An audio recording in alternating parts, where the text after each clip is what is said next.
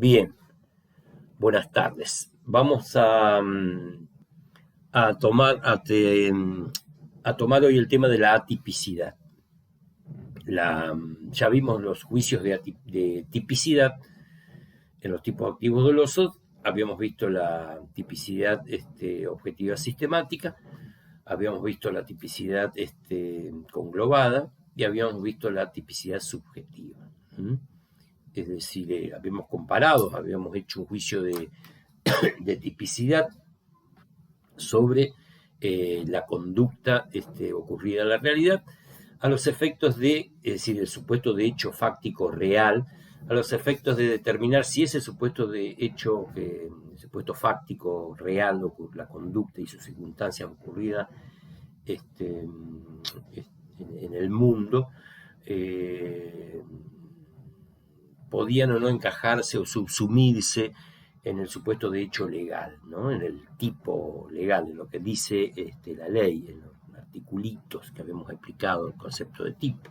Recuerden que el tipo es el instrumento legal que utiliza el Estado para individualizar cuáles son las conductas que están prohibidas penalmente. Y el derecho penal va a tomar ese tipo para reducirlo y quitarle un poco de irracionalidad al poder punitivo tal como funciona en la realidad. Ya vimos por qué causa. Cuando hacemos el juicio de tipicidad, habíamos dicho que eran tres grandes pasos: tipicidad objetiva sistemática, la tipicidad conglobada y la tipicidad subjetiva. Ahora vamos a ver el caso en que este juicio de tipicidad, es decir, la comparación entre el supuesto de hecho real y el supuesto de hecho legal no coinciden, es decir, cuando falla el juicio de tipicidad. Cuando hacemos el juicio, vamos a comenzar por la atipicidad sistemática. Puede ser que una conducta sea atípica desde el punto de vista sistemático.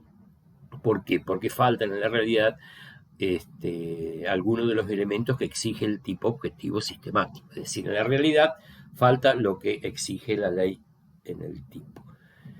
Recuerden que pueden faltar los sujetos activos y pasivos, puede faltar la acción, puede faltar el nexo de causalidad, puede faltar el resultado o puede faltar la dominabilidad.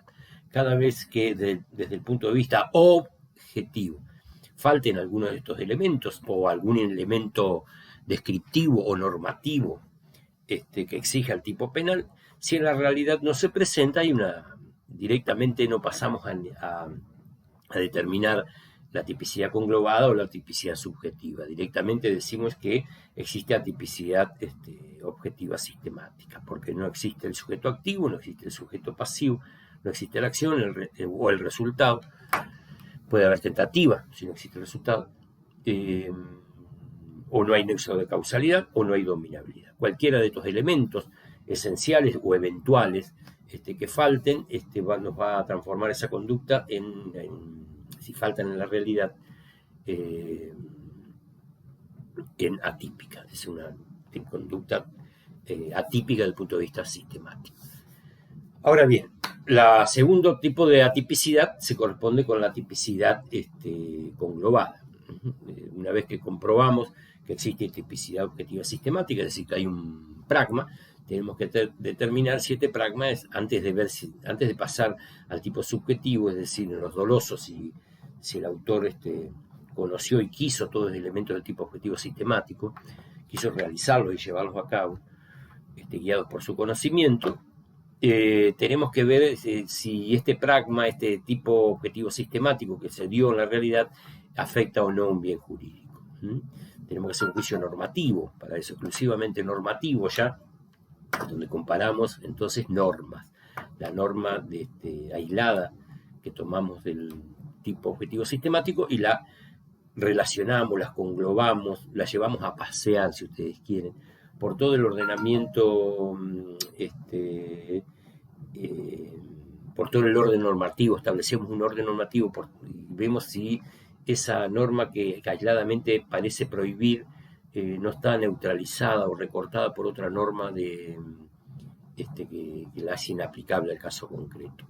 Puede ser, por ejemplo, que yo esté observando a un policía deteniendo a una persona y podría ser un tipo objetivo sistemático el 141 de privación ilegítima de la libertad.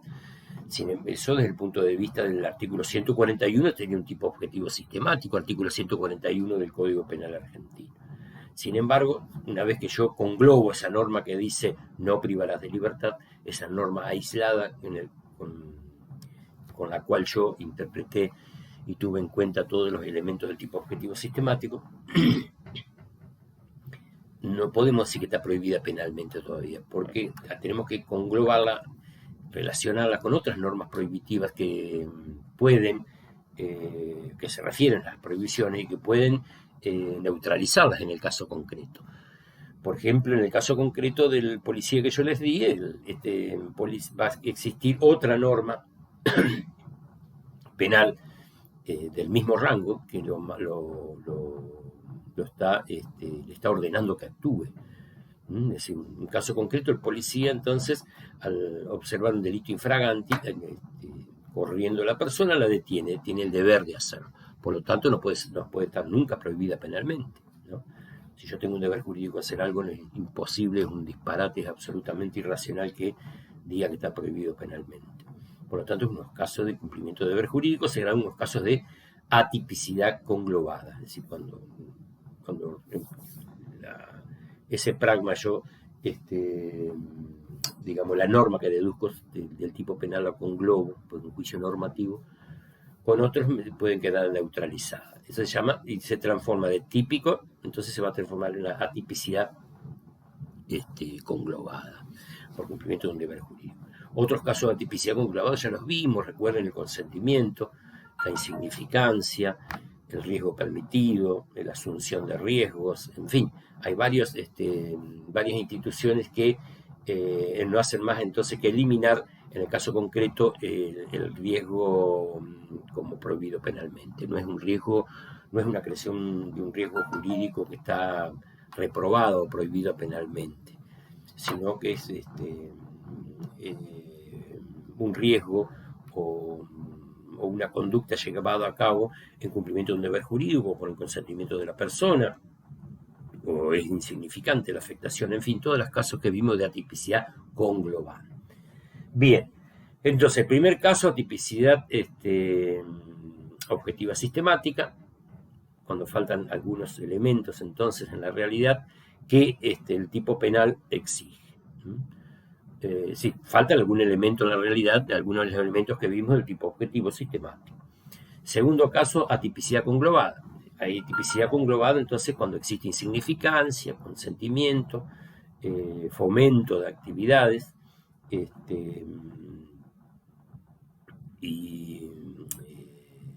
habíamos hablado de, bueno, las varias instituciones que vimos en la tipicidad conglobante, ¿no? Es decir, una acción cuando está ordenada, está fomentada, o es insignificante, o está consentida, es decir, el curso causal dañoso está consentido por la misma víctima, no puede haber nunca afectación de un bien jurídico. Habíamos explicado todo lo que es bien jurídico, en fin. Y por último tenemos la atipicidad subjetiva. ¿Qué quiere decir? Ya vimos que la tipicidad subjetiva, en los tipos activos dolosos, está compuesto, el núcleo de la tipicidad subjetiva está compuesto por el dolo, ¿no? Aparte del dolo, habíamos visto también los elementos subjetivos del tipo distinto del dolo, las famosas ultrafinalidades. ¿Para qué? Con el ánimo de, algunos han explicado la diferencia, para no caer en un derecho penal de ánimo, en fin. Todos estos elementos positivos que exige la tipicidad subjetiva, digamos, puede ser que nos falle. Es decir, podemos culminar con que una conducta del punto de vista objetivo es típica desde el punto de vista sistemático. También es típica, cuando hicimos el juicio de tipicidad conglobada, también es típica para efectuar un bien jurídico. Pero resulta que cuando nos vamos a la tipicidad subjetiva y le preguntamos al autor, ya nos metemos en su mente en el momento del hecho, o para ser más preciso, en el momento que él pierde el control o el gobierno del curso causal, en ese momento le vamos a preguntar, ¿usted conocía y sabía todo lo que estaba haciendo? ¿Usted conocía y sabía, usted conocía y quería, Es decir, todos los elementos del tipo objetivo sistemático. Usted sabía que era un sujeto activo, que era un sujeto pasivo, conocía el verbo de la acción, el resultado que iba a causar, la previsión de la causalidad, que había dominabilidad desde el punto de vista objetivo, es decir, que ese curso causal era dominable por él, de acuerdo a sus conocimientos especiales objetivables. Todo eso le vamos a preguntar. Eso es el dolo, conocimiento de todos los elementos del tipo objetivo y exteriorización, es decir, voluntad de llevarlos a cabo. No se puede decir quererlos, no se puede querer algo si no se conoce algo previamente. Yo no puedo querer hacer algo si no conozco previamente lo que estoy haciendo, es obvio. Bien, de acá surge, ese es un juicio de tipicidad subjetiva. El juicio de atipicidad subjetiva es la contracara del dolo. Es decir, yo estoy diciendo que la tipicidad subjetiva es conocimiento de todos los elementos del tipo objetivo sistemático. El error de tipo es la contracara del dolo. Esto es el desconocimiento de todos los elementos del tipo objetivo sistemático. Entonces, ese es el error de tipo. Desde el punto de vista jurídico penal, la ignorancia de todos estos elementos se parifica con el error. Es decir, aún si un autor no sabe que está matando, obviamente que no sabe que comete un homicidio, ¿no? Obviamente, no hay tipicidad subjetiva. Si él cree que no está matando, es decir, que está disparando a un maniquí cuando en realidad es una persona, no puede decirse que hay homicidio, ¿no? En fin, en la ignorancia y el error a los efectos de este jurídico penal es exactamente lo mismo. Entonces, esos son los casos de atipicidad subjetiva, que son los casos de error de tipo. Cada vez que haya un error de tipo, es decir, cada vez que el autor crea o no conozca o ignore cada uno de los elementos del tipo objetivo sistemático, es decir, crea o no sepa, no conozca que alguno de los elementos del tipo objetivo sistemático, valga la redundancia, habrá error de tipo. No interesa si ese error fue imputable a él, es decir, es vencible. Esto es, si hubiese puesto un poco de diligencia, se hubiese dado cuenta de que estaba errado. O eso se llama error vencible. Y el otro error es el invencible, es decir, por más que hubiese puesto todas las diligencias del caso, no se hubiese podido dar cuenta jamás que estaba cometiendo esa acción, ¿no? Un error de tipo vencible, por ejemplo, es cuando yo salgo a cazar con un compañero mío y lo confundo con una presa, ¿no? De caza, porque vi que algo estaba atrás de las matas, que él se estaba moviendo y en realidad estaba haciendo una necesidad fisiológica, y yo pensé que era el ciervo, por ejemplo, y disparo, y lo mato, y obviamente que puede ser un error vencible o invencible. Puede ser vencible si yo hubiese puesto toda la diligencia del caso, me hubiese dado cuenta de que no estaba más al lado mío, o que se fue por otro lado, o que hubiese mirado bien, entonces sería un error vencible. Invencible, por ejemplo, si él de acuerdo a las circunstancias del caso, que se hubiera puesto una mata acá como para unos cuernos parecidos al ciervo como para hacerme una broma. Es imposible que yo no me haya dado cuenta, entonces sería un error invencible. De todas maneras, después lo vamos a ver la diferencia entre vencibilidad o invencibilidad del error tiene importancia para el caso del error de prohibición. Ahora, sea vencible o invencible, el error de tipo siempre elimina el dolo. Puede dejar subsistente una tipicidad negligente o culposa, por ejemplo, si es vencible el error, ¿no? Siempre que la tipicidad esté prevista expresamente. Por lo tanto, si yo mato a alguien y el error era vencible, jamás va a haber dolo, pero puede haber sido homicidio culposo, por ejemplo. Puede ser quedar subsistente la tipicidad culposa porque está previsto expresamente el homicidio culposo. En cambio, si yo daño una cosa por un error vencible, no interesa. El delito de daño es únicamente esto es la destrucción de una cosa mueble con conocimiento e intención de hacerlo, sabiendo y queriendo destruirla, siempre que sea ajena, es una figura que está prevista a título dolosa, no culposa. Por lo tanto, si yo daño una cosa en forma